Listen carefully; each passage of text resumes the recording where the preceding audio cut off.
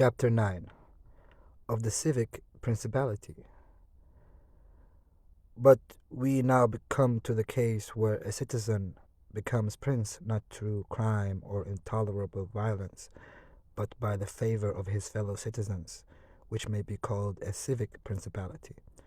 To arrive at this position depends not entirely on worth or entirely on fortune, but rather on cunning assisted by fortune. One attains it by help of popular favor or by favor of aristocracy. For in every city these two opposite parties are to be found, arising from the desire of the populace to avoid the oppression of the great, and the desire of the great to command and oppress the people. And from these two opposing interests arises in the city one of three effects: either absolute government, liberty, or license. The former is created either by the populace or the nobility, depending on the relative opportunities of the two parties. For when the nobility see that they are unable to resist the people, they unite in creating one of their number prince, so as to be able to carry out their own designs under the shadow of his authority.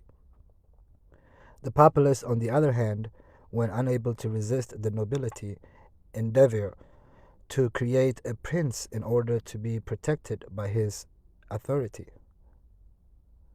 He who becomes prince by help of the nobility has greater difficulty in maintaining his power than he who is raised by the populace, for he is surrounded by those who think themselves his equals, and is thus unable to direct or command as he pleases.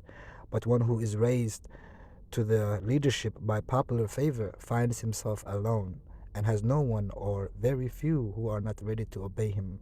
Besides which, it is impossible to satisfy the nobility by fair dealing and without inflicting injury on others, whereas it is very easy to satisfy the mass of the people in this way, for the aim of the people is more honest than that of the nobility, the latter desiring to oppress, and the former merely to avoid oppression.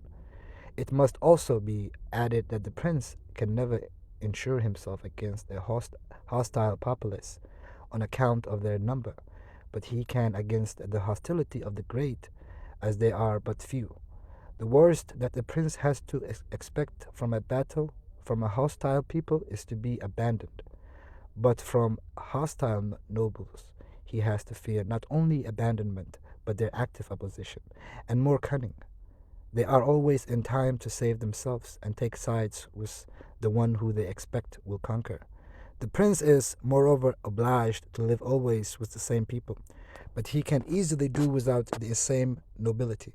But being able to make and unmake them at any time, and increase their position or deprive them of it as he pleases, and to throw further light on his part, I would say that the nobles are to be considered in two different manners. That is, they are either to be ruled so as to make them entirely depend on your fortunes, or else not.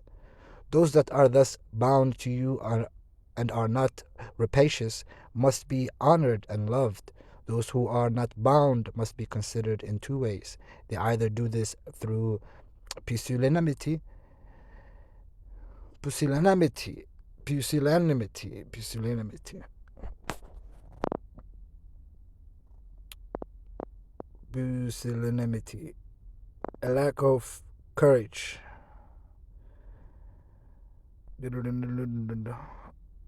determined by timidity,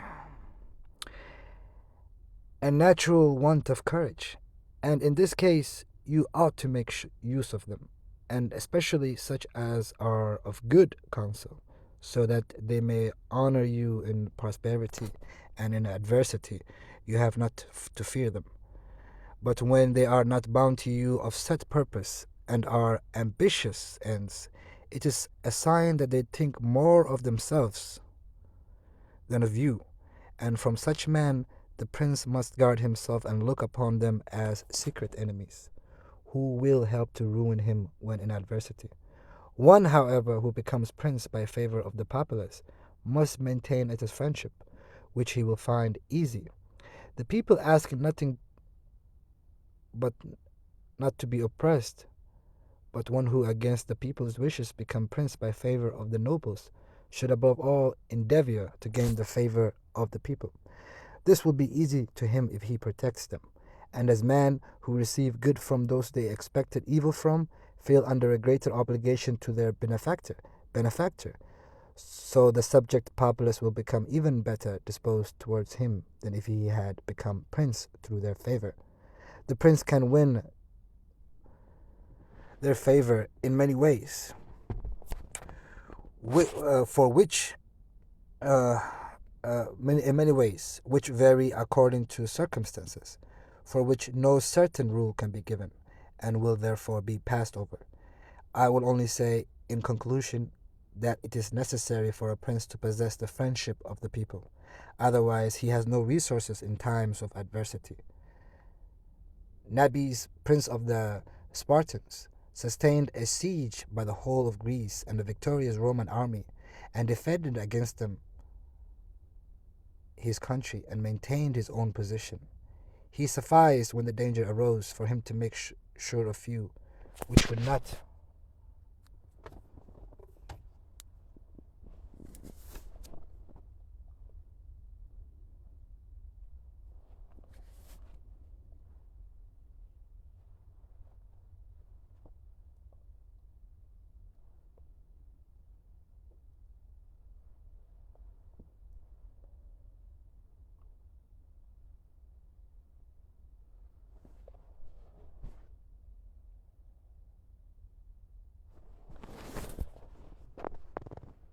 because that is true when a private citizen no, where were we?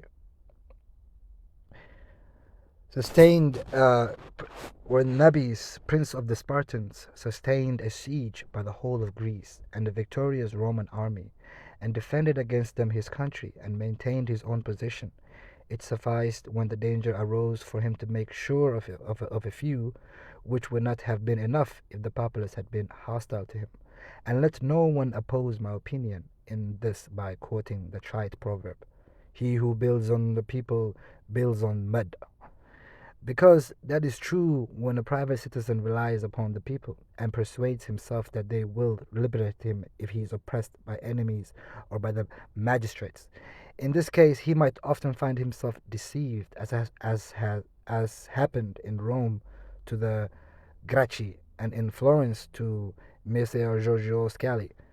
But when it is prince who founds himself on his basis, but when it is a prince who founds himself on this basis, one who can command and is a man of courage and does not get frightened in adversity and does not neglect other preparations, and one who by his own courage and measures animates the mass of the people, he will not find himself deceived by them, and he will find that he has laid his foundations well. Usually, these principalities are in danger when the prince from the position of a civil ruler changes to an absolute one. For these princes either command themselves or by means of magistrates. In the latter case, their position is weaker and more dangerous, for they are at the mercy of those citizens who are appointed magistrates, who can, especially in times of adversity, with great facility, deprive them of their position, either by acting against them or by not obeying them. The prince is not in time in such dangers to assume absolute authority.